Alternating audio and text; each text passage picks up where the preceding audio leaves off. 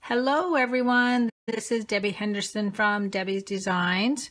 Today is the reveal of the paper pumpkin kit for March 2018, and if you'll notice, the box is a different color this month, and that's because we are celebrating our 5th anniversary. I can't believe paper pumpkin has been around for 5 years. Now in doing so, Stampin' Up! Has included a free gift. A gift to say thank you, 5 years. And we are all getting these wooden die cuts. Those just pop out. And if you flip it on the other side, it's white. So you can use the white side or the wood side.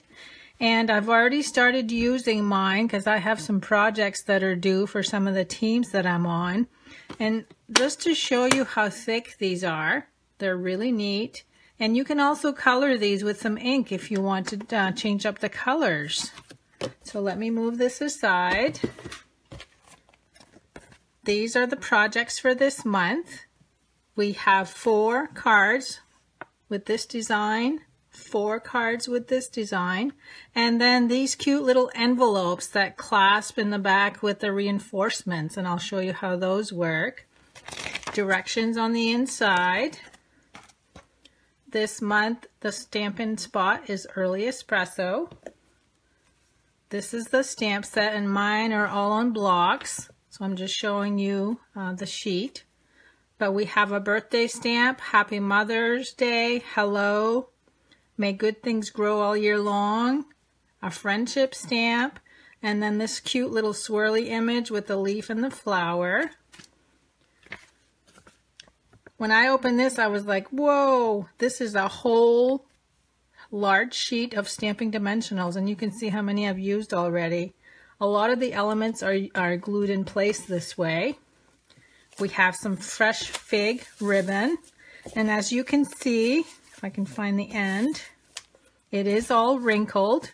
So what I normally do when I can't get it, I usually try with my bone folder first. But I found that this is such thick ribbon that I did have to bring in my flat iron. So if you just do this a couple times, you'll see how nice and flat that comes out. So I would recommend using a flat iron. Now let's go over the layers. I've used some of these already because I started creating with my kit, but these are the card bases.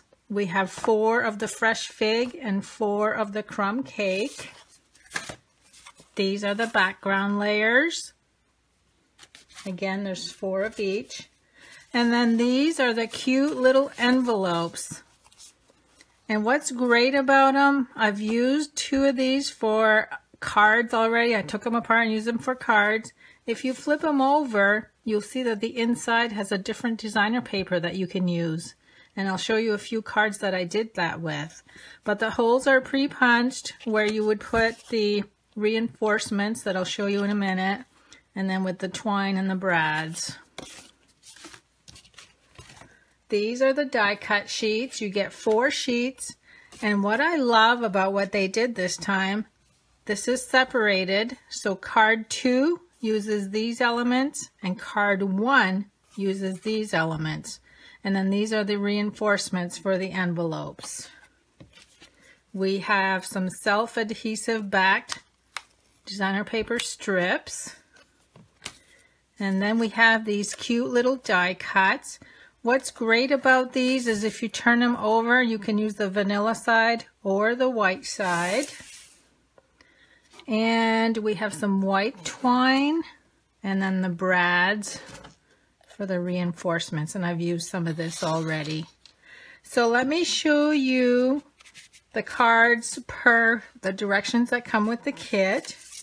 These are the 2 cards, and as you can see, the background layer is raised with stamping dimensionals, and then all you do is glue the little leaves, dimensionals on the sentiment layer. These are 2 of the adhesive strips. And then for the twine, you just thread it to the back and wrap around and tie into a bow. Very easy. Oh, I didn't show you the pearls that came because I used them all already. There's the white ones and then these cute, almost like a fresh fig, rich raspberry color. On this card, I stamped the corners with a little swirly stamp, add 2 layers of ribbon, and then all of the elements are glued in place with stamping dimensionals, and then finish off with some pearls. And then these are the envelopes that go with each card. The reinforcements have been added on the back with the brads, and then just wrap some twine around to close it. And then a little bit of ribbon. This big piece is a die cut. This one was pre-printed. The sentiments are both glued on the ribbon with stamping dimensionals. And my intention is to put the card inside the envelope and then stuff this into a plain white envelope. That way this won't get ruined going through the mail system. So let's look at a few alternative designs that I've made, and I'll have more a little bit later on my blog. And for those of you that are subscribers of mine, you also know that I send you a newsletter each month with 10 to 14 more exclusive projects just for you. Oh, another thing I need to mention too is that if you have never subscribed to Paper Pumpkin, April and May 2018, if you subscribe now, by April 10th, you'll have 2 months at 50% off. And I'll list the link to my Paper Pumpkin store at the end of my video. Okay, these are 2 alternatives that I made.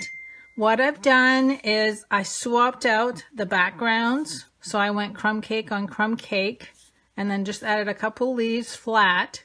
And these 2 are glued with stamping dimensionals along with the sentiment. And then we get the pearls in the background.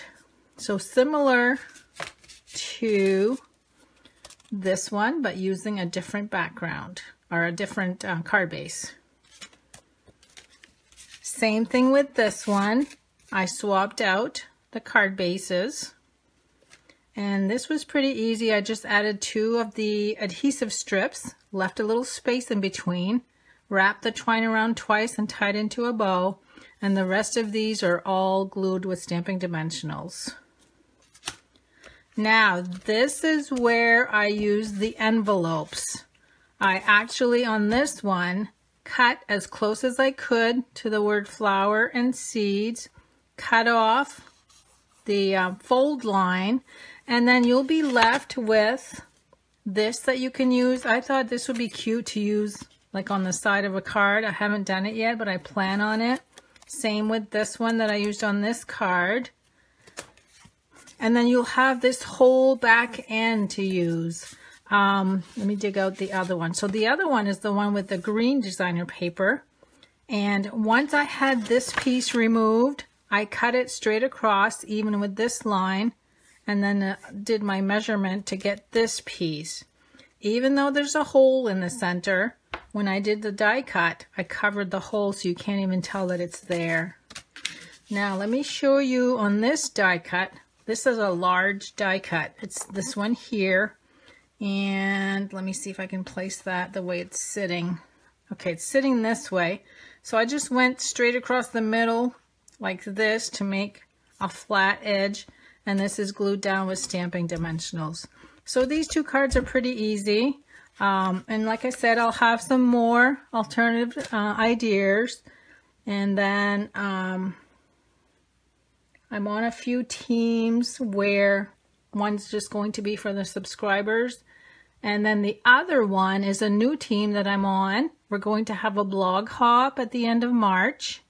And we're also going to be featured on the Paper Pumpkin Facebook page with alternative ideas. So stay tuned. There's a lot more coming. Thanks for coming today.